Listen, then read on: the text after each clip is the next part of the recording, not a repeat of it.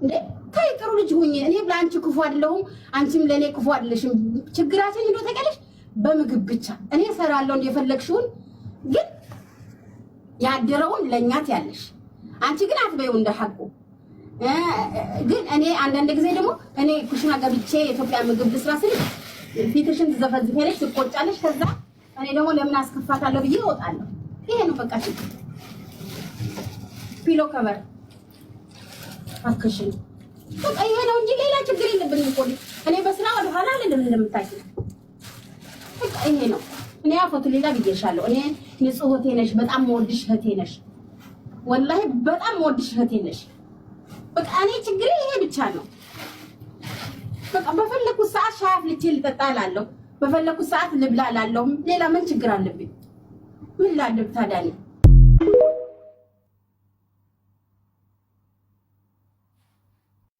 ውዶቼ ማለት ነው አንድ ላይ ሲሰሩ ከኢትዮጵያኖች ጋር ከስራው በላይ ፈተና የሚሆንባችሁ ከኢትዮጵያኖች ጋር አብሮ መስራት ነው። እኔ አይቼዋለሁ። እውነት በጣም በጣም በጣም በጣም ኦቨር ያኔ ብቻ እኔ አንድ ነገር ልንገራችሁ። አንቺ ጽዳት ስራ እየሰራሽ ሌላይቱ ኢትዮጵያ ምግብ የምትሰራ ከሆነ ምግብ ከከለከለችሽ ማሪ ግፍት አድርገሻት ገብተሽ ሰርተሽ ብይ። ያባቱ አይደለም። አንቺም ሰራተኛ ነሽ፣ እሷም ሰራተኛ ናት። ሄዳ ከፈለገች ትናገል ለሰዎቹ እንጂ ራሳችሁን አትጉዱ። በጣም መጥፎ ናቸው እውነት አንዳንድ ሰዎች በባሌ ቤተሰብ። አሰላሙ አለይኩም ወራህመቱላሂ ወበረካቱ። እንዴት ናችሁልኝ? ደህና ናችሁ ወይ ቤተሰቦቼ? አላችሁ ወይ? አለው አልሐምዱሊላህ። ይሄንን 3 ቀን 4 ቀን ጠፍቻለሁ ማለት ነው። እንግዲህ ዛሬ ተገኝቻለሁኝ። ሸበካ የለኝም ነበር፣ እዛ ነው የጠፋሁትኝ። እና እንዴት ናችሁልኝ? አላችሁ ወይ?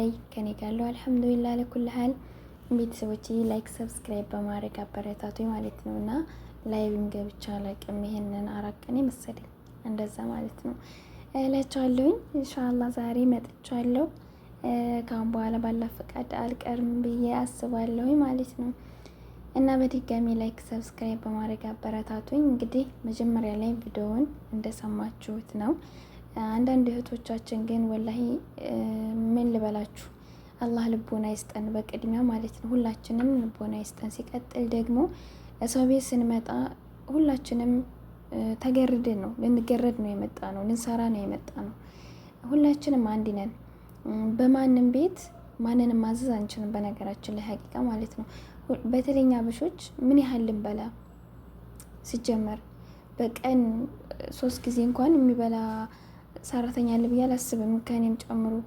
እውነት ለማውራት ወደ ስራ ነው የምናዘነብለው፣ ግን በቀንም 1 ጊዜ የምንበላ 2 ጊዜም ሰዎቹ ራሳቸው ናቸው አስቤዛ የሚያደርጉት። በነፃነት ልንመገብ ይገባል።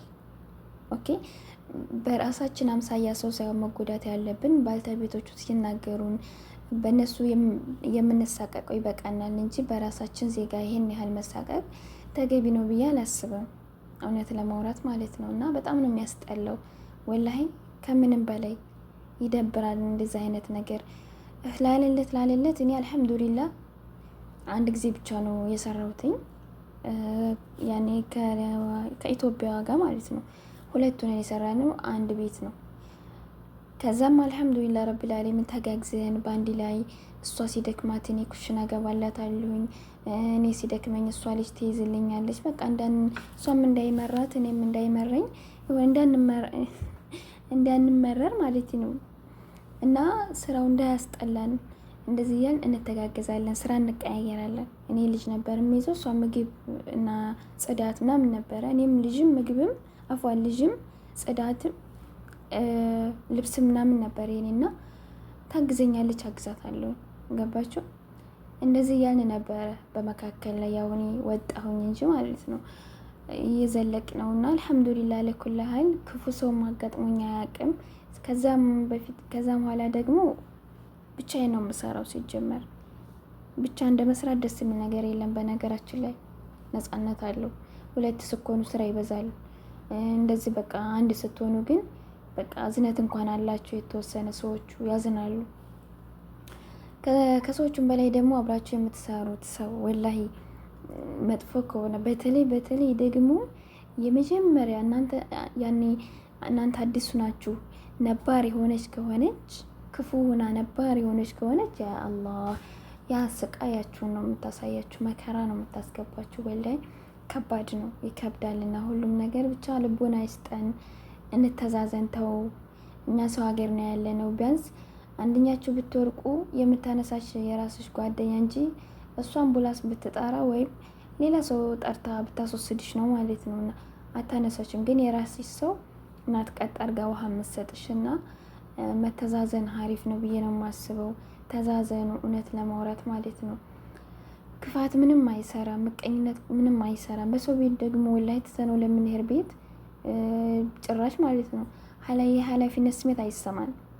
ቀድመንም ነባር ሆነን ተቀመጥንም አልተቀመጥንም የሰው ቤት ያው የሰው ነው ሲጀመር ማለት ነው። ምንም ያህል ብናሽቃብጥላቸው ንገራችሁ እነሱ አይወዱንም።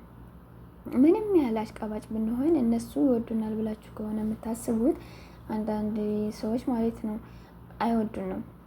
ሰራተኛ መሆናችንን መቼም ቢሆን መቼም አይዘነጉም እነሱ። እኛም ደግሞ መዘንጋት የለብንም። የመጣ ነው ለዓላማ ነው። ዓላማችንን አሳክተን ህልማችንን አሳክተን ህይወታችንን ግብ አድርገን ወደ ሀገራችን ለመመለስ እንጂ ይሄን ያህል እንደዚህ ወላሂ ልጅቷ እንዴት እንደምታሳዝን ስታወራ ማለት ነው። የኔ እናት ወላሂ በጣም ነው አንጀት የምትበላው። ሀቂቀትን እንደዚህ ባይሆን አሪፍ ነው ብዬ አስባለሁ ውዶችዬ። ሁለቱ ናችሁ የምትሰሩ፣ ተሳሰቡ፣ ተጋገዙ። ወላሂ እና ውዶችዬ ላይክ ሰብስክራይብ በማድረግ አበረታቱኝ። ይሄን ለማለት ያክል ነው የመጣሁትኝ። ኢንሻአላህ እንግዲህ ቶቶሎ ቪዲዮ መለቃለሁ። ላይቬን በተከታታይ ገባለሁኝ እላችኋለሁ የኔ ውዶች። ለማስታወስ ያህል ነው ተዛዘኑ በማለት ነውና ያንየን ጉዳይ ደግሞ አላህ Subhanahu Wa Ta'ala መጨረሻውን አሳምሮ ኸይር ነገር ያሰማን። የሷን ጉዳይ ነው እየተከታተልን ሁላችንም ያለነው መጨረሻዋን ማለት ነውና አላህ ለቤተሰቦቿ ለልጇ ሲነጻ ያደርጋት። ረሂሙ ጌታ ፈራጁን ቅርብ ያደርግላት። ሀኒዬን እሷን ብቻ ሳይሆን አብረዋት ያሉ እየተሰቃዩ ያሉ እህቶቻችንን አላህ ነጻ ይበላቸው፣ አላህ ይፈርጃቸው እላችኋለሁ ውዶቼ። የአክሱም ሙስሊሞችም እየተሰቃዩ ነው ያሉትና ሁላችንም ድምጽ ልንሆናቸው ይገባል። አላህ Subhanahu Wa Ta'ala ኸይር ነገር ያሰማን። በሀገራችንም በውጭ ሀገርም ያለ ነው ፈጣሪ ይጠብቀን እላችኋለሁ ውዶቼ። ሰላም አለይኩም ወራህመቱላሂ ወበረካቱ።